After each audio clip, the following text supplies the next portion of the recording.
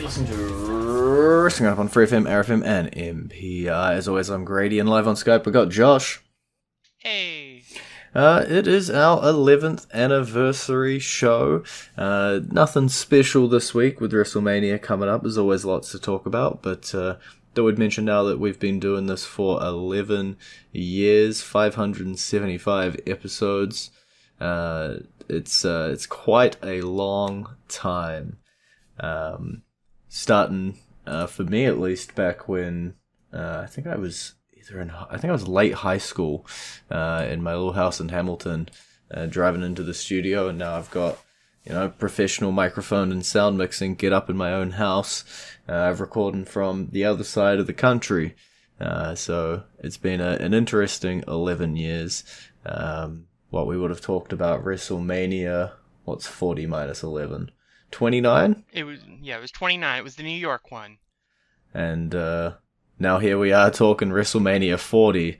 It's a little bit crazy, but WrestleMania 40, not a huge amount of change in the match card, but we do have clarification / indication for the tag team titles, who the two SmackDown competitors are going to be. There was an entire second bracket spun up that saw A-Town Down Under and the Street Profits come out on top and head into a final. So the two teams from SmackDown will be the winner of the New Catch Republic versus Legado del Fantasma and the winner of the Street Profits versus A-Town Down Under. Looking at these four teams, I think it'll be Phantasma and the Street Profits that end up winning. Mm-hmm. And I think that's mainly because I expect New Catch Republic probably to win that NXT tournament next week. And obviously, they're not going to be in both tournaments, championships. Although I wouldn't put it past, because they're the one team that probably could handle it. Yeah. And then I just don't think the Street Profit... The only way I see the Street Profits falling to A-Town down Under is if we get interference from the Final Countdown. Mm-hmm. Otherwise, I just don't see them beating the Street Profits. But I think it's just pretty much the only way I see Legado del Fantasma losing is if we're going to be doing some sort of big multi-man match between the LWO and Legado del Fantasma, plus Dominic Mysterio. Yeah, we sort of had a hint towards that this week, with Dominic once again poking his nose into his dad's business. May have found him his WrestleMania spot, I guess, since Finn Balor and Damian Priest defending the tag team titles, and stuff outside of the ring interfering with his Elimination Chamber match. And he might have finally settled into his WrestleMania match, or at least the feud. We don't quite know what combination the match will be. Yeah. It could easily be just Ray versus Dom again. Which I'd be fine with. I think Dominic would have to go over this time. And I think if that's the case, if that is the match, I think it needs to be Ray's final match. And let his son be the one that retires him. But I could easily see it being the LWO and Rey Mysterio, because there's a little iffy on whether or not he's actually a member, versus Legado del Fantasma, Santos Escobar, and Dominic Mysterio. Yeah, I think there's so many members on both sides. You could have, the 1v1, the 3v3, 4v4, quite possibly you could get a 5v5 out of it. There's obviously also the stuff on Raw where the Judgment Day is trying to convince themselves to get a new member, potentially. In Andrade could play into it as well. Don't know where he would fall, obviously, but yet another star. I think if you do include anything from Raw, then it would probably be Ricochet that would end up on the good side, Hmm. because he has been dealing them numerous losses over the last 3 weeks, especially to poor JD. But yeah, apparently they have a Ricochet problem, so that could factor in. I don't know. There are still options. They haven't set everything in stone, but I think that's where maybe SmackDown this week comes into play. And obviously next week's SmackDown will be taped, so we'll know pretty much what the card will be when we record next week. Yeah, I'm with you. I think the main SmackDown storylines heading into WrestleMania are in those finals matches. If we are doing an LWO Legado, then they'll interfere in that final. And if we are doing a Hurt Business versus Karrion Kross's Cryptic Crew, then we'd obviously have that in that final as well. I think there's room for a couple more matches on the card. I think we've got 10 matches across the 2 days. We've seen less than 5 matches on pay-per-views nowadays, so it is possible that that's where we end. I could see a couple more popping on there to maybe 6 per day, potentially 7, depending how high profile or how stretched out they want to go with them all. So if they want to do a big multi-man LWO Legado and a 3v3 with the Hurt Business, then there's room for them. Yeah, I mean, last year's WrestleMania had 15 total matches on it. So there's still room, based on just last year's card, there's still room for 5 more matches. That's even if you want to include the fact that Miz had 2 that weren't really matches. But yeah, so there is still room, and there's lots of things that they can do, but we'll just have to wait and see is our favorite catchphrase. Yeah. And I think the key, as you say, is SmackDown this week. That will lock in that side of things for sure, and as well as NXT next week, because you did mention they do have their tag team championships in a tournament as well. Looking to see who's going to face Baron Corbin and Bron Breakker. They're down to their final 3 teams that appear to be having a triple threat on April 2nd edition of NXT. That would be the OC going up against Axiom and Nathan Frazier going up against the LWO. Interestingly, the LWO and the OC, already eliminated from the WrestleMania qualifiers, did find their way through into the finals of the NXT championship qualifiers. Yeah, because of everything we're talking about here with the potential for a mega match at WrestleMania, I think that eliminates the LWO instantly. So it's going to be either Axiom and Frazier or the OC, and I think it'll be Axiom and Frazier because they're the face team, and Corbin and Breakker are solid heels. I think the OC may be there just to take the fall, and I think they may end up being the team that actually beats Corbin and Breakker, Axiom and Frazier. Okay. And sends them back to the main roster. Yeah, I think there's or at least Bron Breakker. I don't know Yeah. what they'll do with Baron Corbin after this. There's only so much longer we can stretch out Bron Breakker's, I guess, main event run.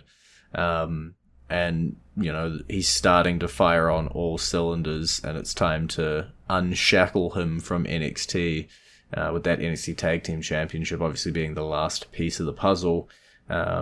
It's surely gotta go at Stand and Deliver. And as you say, is it Axiom and Nathan Frazier? Is it the OC? I'm also counting out the LWO. We'll have to see who makes the spot, and then, you know, maybe they shock us all and keep the titles on them until the next one. Which I think is... Nah, it's way too far away.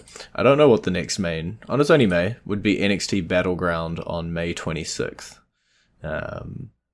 But I don't know if that's too late for the Bron Breakker stuff. I feel like they want to pull that trigger faster. Yeah, I think they want to have him hitting the ground running right after WrestleMania. So I think the Wolf Dogs lose the titles to whoever walks out of that tournament. Unless The only way I see them walking out with the titles is if they're going to relinquish them or lose them on the NXT afterwards. True. We have seen weirder things before. Well, talking about the main roster main event scene, we got our... Obviously, everything's intermingling, really, when you say the main event stuff. You know, both world title matches, the tag team match, the Usos, the Bloodline, all of the everything. But CM Punk has injected himself into his WrestleMania spot. He is going to be a special guest commentator during the Seth Rollins versus Drew McIntyre match. Potentially, you know, he has feuds with both of them baked in. Potentially heating up one of those feuds for his return. Yeah.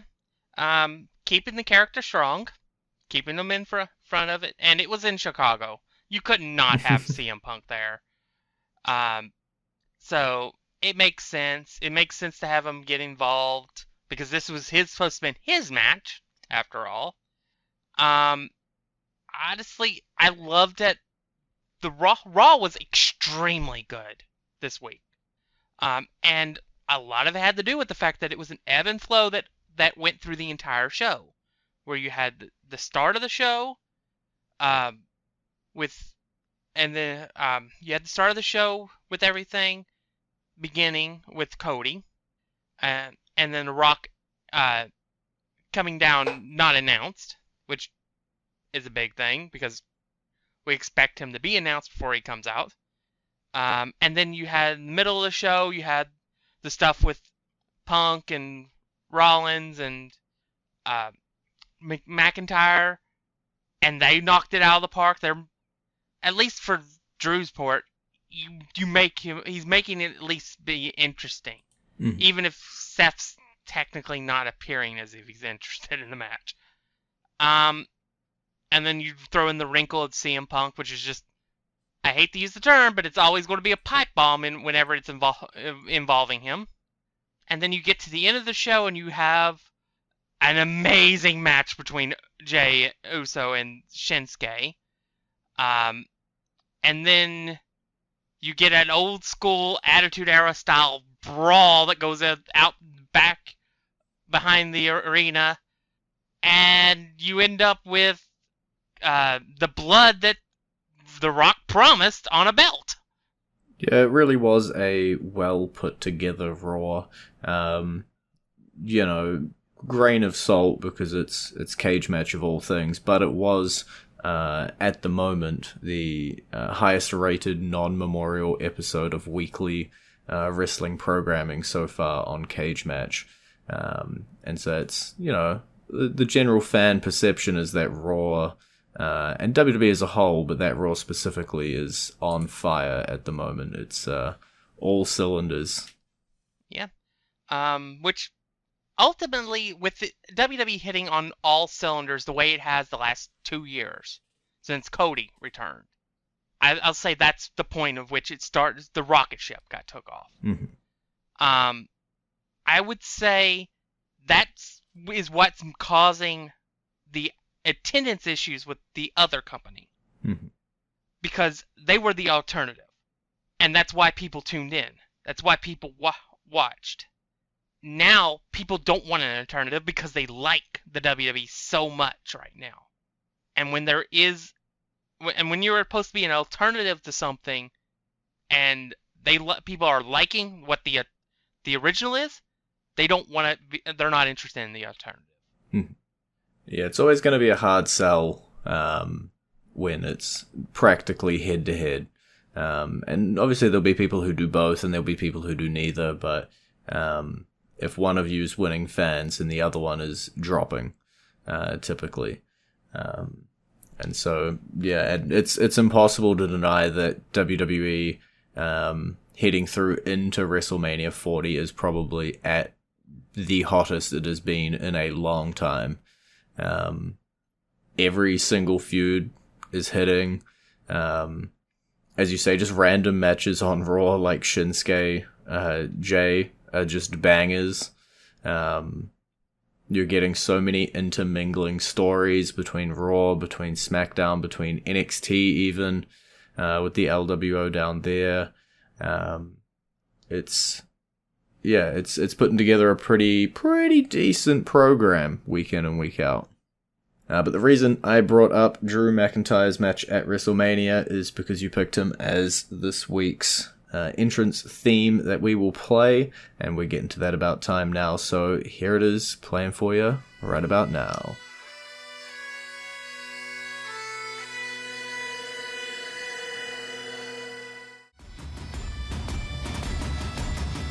And you're back to Wrestling Roundup on FreeFM, ArrowFM, and NPR. I'm Grady, he's Josh.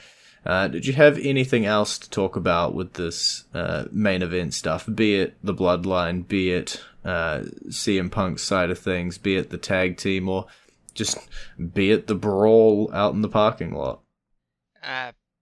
What can I say? Yeah, the brawl in the parking lot was, I think, because the biggest thing, because blood. It's something we weren't We heard it, but we were like, this is still a PG product. There's not gonna be blood. We should have realized this is Cody Rhodes. This is the son of American Dream. There's going to be blood. Yeah, I think they are taking a bit of maybe a semi-edgier approach with some things, especially if it involves The Rock. I think while the other things will probably still be in the same box. I think anything The Rock does, because of his position in the company, and the fact that he is The Rock, he pretty much has carte blanche to do whatever he wants. But yeah, and I think that's mostly of what I wanted to talk about was just, I think the blood is significant. I think we're going to maybe see a couple more hard busted open moments during WrestleMania week. But we'll have to see exactly how far they go with it. But I do think that maybe there'll be more, like, edgier storylines going forward that are, like, towards the end of the aggression era, rather than the obvious one that most people would probably prefer, and that'd be the Attitude Era. Yeah. We're not quite there. No. And for good reasons. Yeah. I'm not a fan of blood, but if it makes sense, I'm all right with it. Or if it happens naturally. Mm-hmm. Like for example, one of my favorite matches of all time is a match between Eddie Guerrero and JBL, where JBL hits him with a chair and busts Eddie Guerrero open so much that it almost kills him. But it was something that wasn't supposed to happen that way. It happened.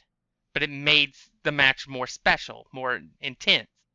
And it built towards the finale of the feud with the bull rat match that the title changed hands in. Yeah, for me, there's got to be a couple, like, boxes ticked. Obviously, Bret Hart Stone Cold at WrestleMania would be one that's very easy, that, you know, the image of Stone Cold busted open works pretty well for building him after that fact. I think as long as it's safe and it's got a reason, that it's fine. You know, blood for blood's sake, there's no point to it. There's no point, you know, taking the risk, although it being a small risk, there's still no point taking the risk if it isn't telling the story or it isn't a useful element to use. You know, we've seen people just way overuse it, I guess, and then it starts to lose all meaning. Yeah, I'm thinking of a certain hardcore wrestler in AEW that seems to bleed anytime you blow on him. He's just got brittle skin. What could his name be? What could his name be again? John Moxley? Yeah. Use it sparingly. Yeah. Yeah. Let's talk about Becky Lynch and Rhea Ripley. Yeah. Obviously, their match at WrestleMania We saw Becky Lynch get the Nia monkey off her back last week, and now we're just full throttle ahead for their match. I want to take a look at these two, because this I think is very, very reminiscent of a situation we had a few years back. But in Becky's case, the roles are reversed. When Becky tried to turn Becky heel on Charlotte in 2018, and the fans did not want to go with it.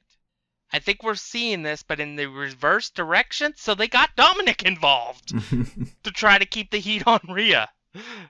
So yeah, I mean, I think this match was going to be phenomenal. I know Becky is pushing to try to get this match to be the opener night one, because she's obviously main evented a pay-per-view, but she's never opened it. She wants to do that. Again, I think it should be one of the Bloodline matches, because that pay-per-view is all about that storyline for the most part. So, but I won't be completely disheartened if they do go with that match as the first match on night one.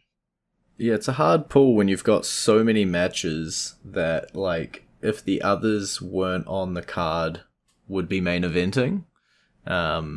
Because honestly, all of the 4 World Championship matches, men's and women's, deserve it. You've got the tag team match, main event or openers. You've got the Usos. You've got so many hot matches, and I think it comes back to, again, just everything firing on all cylinders. And card layout doesn't matter massively to me. I do obviously like the story to flow, but if it's first, if it's second, or if it's somewhere in the middle of day one, I don't think it ultimately matters. Same with the Becky Lynch Rhea Ripley match. I'm sure I'll enjoy it no matter where it falls on the card.